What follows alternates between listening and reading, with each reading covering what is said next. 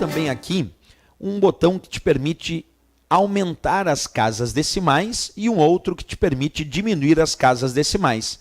Vamos estudar esses dois botões, primeiro reconhecendo o botão e verificando qual é o nome correto de cada um deles aqui no Excel 2010. Então acompanha comigo. Primeiro vamos digitar um valor 7,2 e agora eu vou te apresentar os botões. Esse primeiro, que tem a setinha apontando para a esquerda, é o aumentar casas decimais. Aumentar casas decimais. E o ao lado é o botão diminuir casas decimais, que tem a seta apontando para a direita. Botão diminuir casas decimais. Como o próprio nome diz, cada vez que tu vai clicando no botão aumentar casas decimais, ele vai aumentando uma casa decimal. E cada vez que tu clica no botão diminuir casas decimais, ele vai diminuindo uma casa decimal. Nesse caso, eu já tenho um valor com uma casa decimal, 7,2.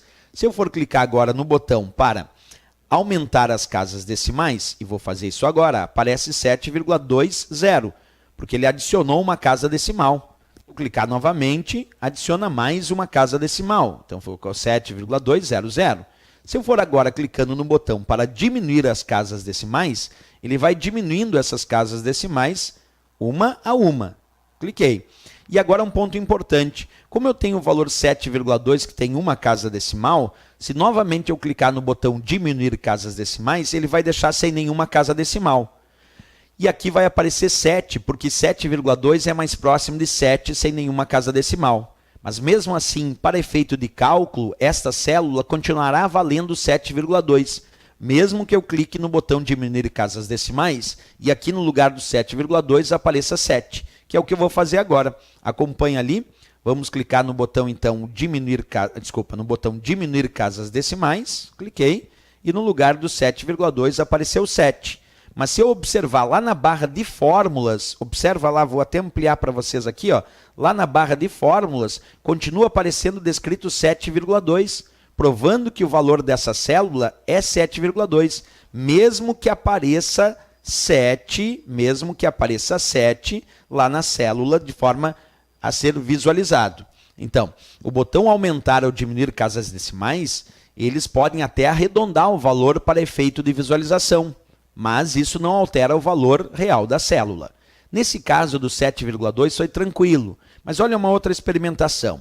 Eu vou clicar novamente no botão para aumentar casas decimais, no lugar do 7 apareceu então 7,2, que é o valor real dela, e agora eu vou digitar ali 7,9, vamos colocar 7,9.